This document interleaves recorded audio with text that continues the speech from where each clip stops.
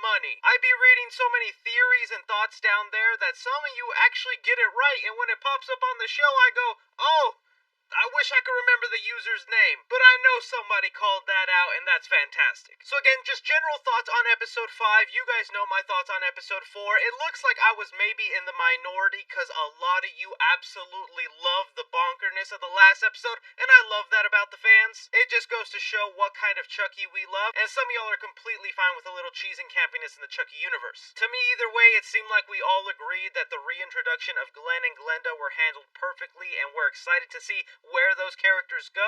Happy we got moments of them here in this episode so we can theorize to what they will be playing a part in by the end. And for me with episode 5, even though it's still retaining a little bit of its cheesy campy tone, it still has me reeled in with its story, man. They are busting out reveals and connections that I really didn't think were gonna come into play, and they have me completely hooked to see how they're gonna end this. So starting off here with the opening of episode 5, like I said, a lot of you guys called it out. I really thought good guy Chucky was dead by the end of episode 3 when buff Chucky stepped in to take care of that little boy. But here with episode 5, we pick up exactly where that episode left off, seeing the aftermath of those events where we get good guy Chucky versus buff Chucky in what is an interesting turn of events. I think a lot of us thought something like this would eventually happen. Whenever you throw in the idea of being able to multiply yourself, or in Chucky's case, split his soul, we all threw out our fan theories that eventually there might be a Chucky doll out there that would clash with another one, causing them to fight, and we're seeing that play out sort of twice this episode. As the two Chucky dolls are fighting though, it is interesting to see the different reactions behind the door, because you have Devin and Jake there witnessing the whole thing,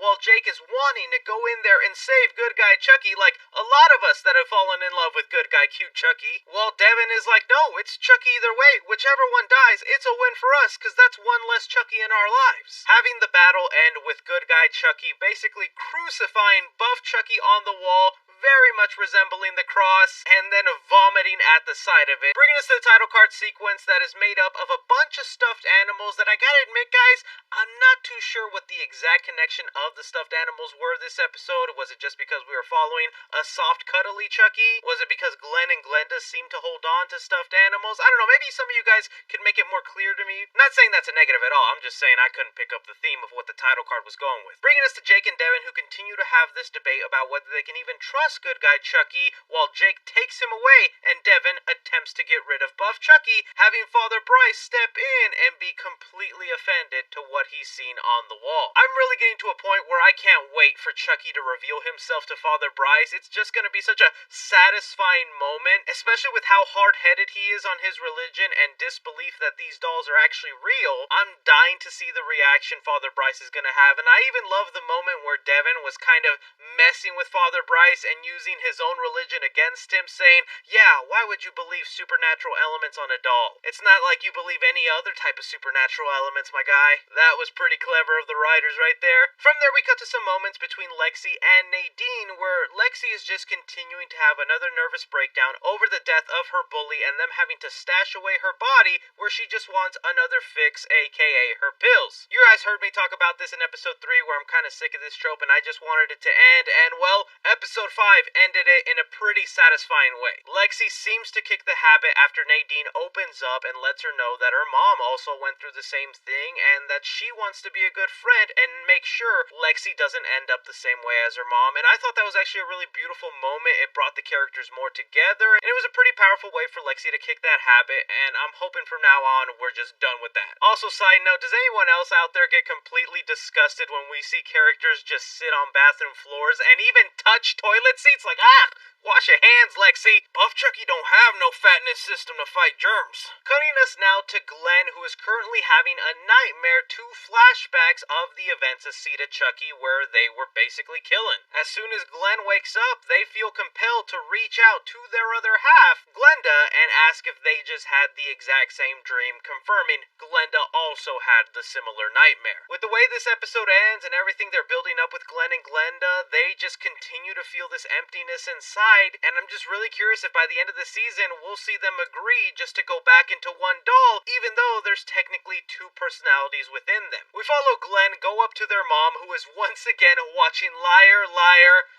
This is one of my favorite comedies, Tiffany. You're gonna make me despise it. It is so funny to me that Tiffany feels the need to watch this movie every day, but with little events that transpire in this episode, it makes a lot more sense. We see that Jennifer Tilly's real-life sister Meg Tilly is still there and is even starting to catch on to her sister not exactly acting right, asking her questions about their past, where you can see Tiffany, being in Jennifer Tilly's body, doesn't know those memories and feels a little panicky not knowing that stuff. So you could say her watching Liar Liar over and over is maybe her trying to regain some sort of memory or be like Jennifer Tilly, memorizing what she's like so she can copy those mannerisms in real life. At least that's what I'm taking from it. We'll dive more into them in a sec, cause as we move back to Nadine and Lexi, once they re-enter their room, Trevor's body is gone. It's not in the closet, it's not on the floor. Somebody has cleaned it up and taken it away. As the same time they're figuring that out, we see Jake and this good guy Chucky doll kind of growing closer together, where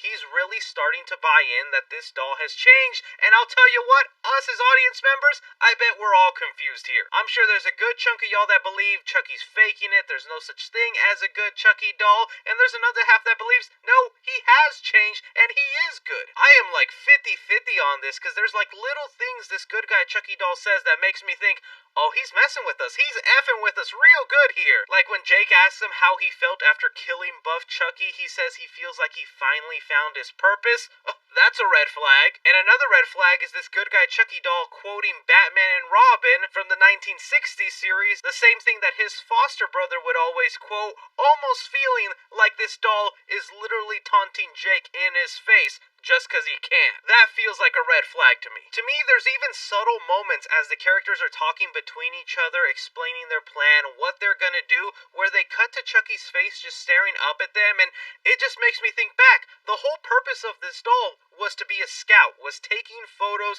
was lurking in the background, and then retrieving all that information to the Colonel. So if this Chucky doll is faking it, he's being even more of a perfect spy, because now he's not only getting photo evidence of what they're doing, he's listening to their conversations and can now pass that information on. But again, I'm 50-50 on whether this doll is good or not, and I think the show is even doing a great job of dividing the group and having it play into the religious aspect of this show, because as we were seeing in previous episodes, Jake is slowly starting to buy into the Catholic teachings and is open to their religion, while Devin seems 100% against it, is not going to buy into it. We see that after Father Bryce makes him read the infamous anti-gay passage of "Thou should not lay with a man," ripping it out of the Bible, and then being almost sort of in shock or disgusted when he sees Jake wanting to baptize good guy Chucky alongside Nadine, who seems to believe he's gone good. There might be some people that think there's no way Jake would do this, but if we go back to his character from season 1, I feel this is believable. Devin brought up a great point that Jake lost almost his entire family to Chucky, and it's so weird that he isn't at least a little hesitant to trust this good guy Chucky. Devin doesn't want to trust him because he lost his mom to Chucky, and Lexi doesn't want to trust him because she lost her first love, Junior, and that's all she sees when she looks at Chucky. But in Jake's case, even though he lost more people than the other two, those were people he wasn't really that attached to. Sure, he lost his father, and we all think we're super attached to his father, but his father was abusive, he was an alcoholic, and he hated the fact he was gay. Then when Jake moved into his cousin's home, he didn't get along with Junior, and he didn't get along with his aunt or uncle. So when they died, yeah, he maybe felt bad and a little sad, but it didn't hit him the same way when Devin and Lexi lost their loves. We also saw Jake was one of the very first ones to be manipulated by Chucky to the point he almost killed somebody for Chucky. So to me, I think the show is doing a great job with these characters and developing them and putting this wedge between them. I just wonder how that's going to play into the finale of this season. Now bringing us back to the Jennifer Tilly household, we get one of the biggest reveals I was not expecting at all. The show subtly reminds the audience again of a couple of scenes from Seed of Chucky, which I gotta say, I never thought I'd be that pumped and excited to see scenes from Seed of Chucky that'll play into this show. Don, how are you making me actually like a movie I hate in your franchise? But it's revealed here that Tiffany Valentine has actually been holding hostage the real Jennifer Tilly inside the Belle doll from Seed of Chucky whenever she switched souls. We get some heavy exposition that even some of you guys were bringing up in my comment section that, like, Jennifer Tilly can't be broke, she's a voice on Family Guy, that show's still running today, she should get some checks. And Jennifer Tilly here flat out mentions Family Guy, answering fan mail, basically doing all the small details of Jennifer Tilly's life that Tiffany Valentine would have no knowledge of. This is kind of crazy and adds a whole new dimension to the Tiffany character I desperately needed. You guys heard me say last episode, in episode 4, when Chucky taking over Nika's body was about to shoot human Jennifer Tilly / Tiffany, I wanted him to pull that trigger. I kind of wanted to be done with human body Tiffany, and I wanted her back into a doll, because all this season, she has just been an alcoholic watching Liar Liar every episode. That's not really fun for me. I was like, if that's all her character is reduced to, take her out. And then as soon as I say that, they throw in a new twist and a new element in here, and I'm like, keep her alive. Keep human Tiffany alive. But also, like, she's been trapped in that cage for at least 10 years, I believe. That's how long in the timeline I think Seed of Chucky has happened. That's forever in that cage, all for chocolates. That is an Easter egg to Seed of Chucky, because they play into the fact of Jennifer Tilly gaining a little weight in real life, and she's having trouble with her diet, and she loves her chocolate, and I guess they brought that back for here. Also cool to see a Chucky Goes Psycho poster. That's the fake movie they were filming in Seed of Chucky. But again, just a really interesting choice to bring back Jennifer Tilly, the real-life actress, in here when we thought she was dead and gone a long time ago. Going back to the school for a little bit, we see that buff Chucky, who was thrown into a garbage can, has not actually died and is risen, as a funny little joke to God being risen 3 days later after his crucifixion, where the nun who first looked at the good guy doll and thought it was the face of God himself now looks to be a servant to this buff Chucky doll, and I can only imagine what shenanigans these two are about to get into. Bringing us back to the Jennifer Tilly household, where after a failed backstory attempt, Meg Tilly walks in and finds her sister trapped in a doll body, where Tiffany Valentine goes crazy and kills her right in front of their child, Glenn. As always, the real Tiffany Valentine will always over-emerge from Jennifer Tilly, finally explaining to their child, Glenn, their true origin and why they've been having these nightmares, even going as far as presenting the Glen doll to Glenn, that I gotta say was a really great moment in here, especially with Glenn realizing this is them, looking at it and going, it's me. That's one powerful moment, that Glenn instantly recognizes this doll that they have not seen in real life except in their dreams. Also, the fact that they immediately want to go ahead and show it to Glenda, I wonder how many of you think they'll want to transfer their souls back into that doll. It seems like something they would want. Maybe they're that desperate to fill the hole in their chest that they've been feeling. Setting then their house on fire, driving off with the Glenn and Jennifer Tilly doll off to go meet up with Glenda, Nika, and Kyle, I assume. I'm not sure if Tiffany Valentine is going to have a secondary motive in here. This kind of always happens with Tiffany. She will have her outbursts, her rage, her killer moments, but at the end of the day, she does have a silver lining of humanity in her. Oh, Chucky, look at us. Don't you see?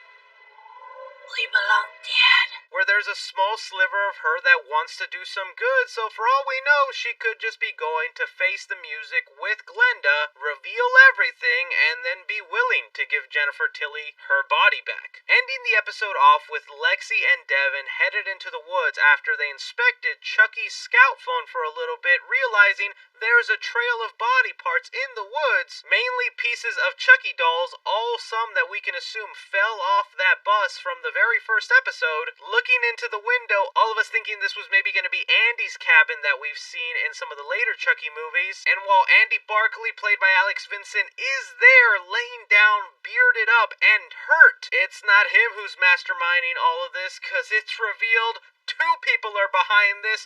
Bald-headed Chucky, who is now confirmed to be the Colonel, the one calling the shots, and Dr. Mixter, the therapist from Season 1 and Season 2, who sent Devin, Lexi, and Jake to this Catholic school. Alright, now let's strap in and try and figure all of this out, cause what the heck, man. Earlier this season, whenever the therapist handed the Belle doll to Lexi's younger sister, Coraline, that immediately was a red flag to us, and we thought, okay, something's up with her, and then when she was the one to suggest the trio go to the Catholic school that Chucky grew up in, that was red flag number 2, and we were like, no, something's up with her. What is it, though? Here we finally get the confirmation she is in cahoots with Chucky, is working together with him, but we still have no idea who she is. Some of y'all were immediately messaging me saying that it was Chucky's mom, but like, did y'all forget season 1? Chucky kills his own mom. The other popular theory going around about this doctor is that maybe she's the caretaker that we saw in flashbacks when Chucky was in that orphanage. That is now the same school that the trio are in. That could be a very likely possibility. I know the ages don't exactly match up, but if she has been in cahoots with Chucky, it only takes a couple of Chucky dolls and swapping your soul around from body to body to keep you at an age that isn't that weird. But for now, I'm gonna say maybe it's not that character, cause I didn't remember much about this therapist, so I went to the Chucky Wikipedia of the character, and there was a detail in here I completely forgot about. Apparently, this therapist has said before in the show that the reason she loves dolls and was suggesting the Belle doll to Coraline earlier this season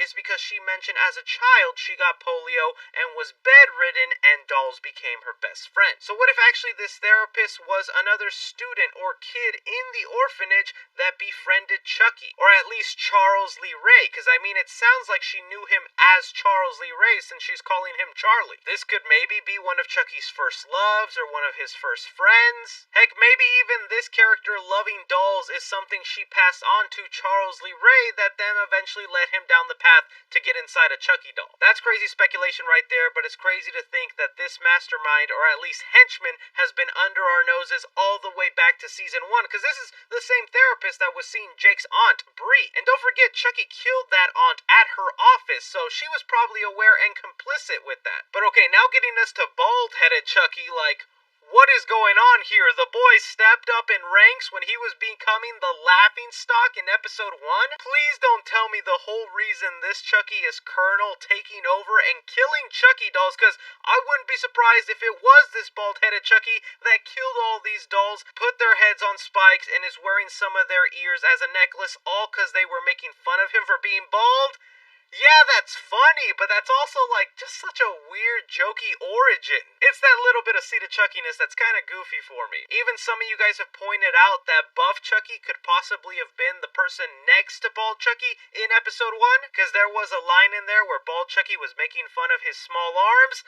He took that to heart, took some creatine, and now look at him. Yeah, well, they also say it ain't the size that counts. So I wouldn't worry about those pathetic stick arms of yours. I don't have stick arms. The other reason this could all be happening, though, right now is because these Chuckies don't have a real head Chucky to follow. Don't forget, these guys were all supposed to be followers of the real mastermind Chucky, Charles Lee Ray, the OG Chucky that we believe to be. And that Chucky right now doesn't have a doll body. He's stuck inside the body of Nika. That is the closest thing we have to OG original Chucky, is the Chucky that's stuck inside Nika. So now with these other dolls kind of lost and without a purpose in origin, like being bullied by other Chucky dolls, I guess could be the reason they're just going off the rails and doing this stuff. But I gotta think they have some sort of plan, and I'm just curious to see what exactly that'll be, because he has Andy Barkley here, and he could kill him at any time he wants. And I can't decide whether bald-headed Chucky is right now torturing him or actually trying to make injury better, because it looks like he maybe broke something and is maybe trying to do surgery on him. I don't know. But I am curious and caught on the hook for sure. This is where I want to throw it off to you guys. You hear my speculation, my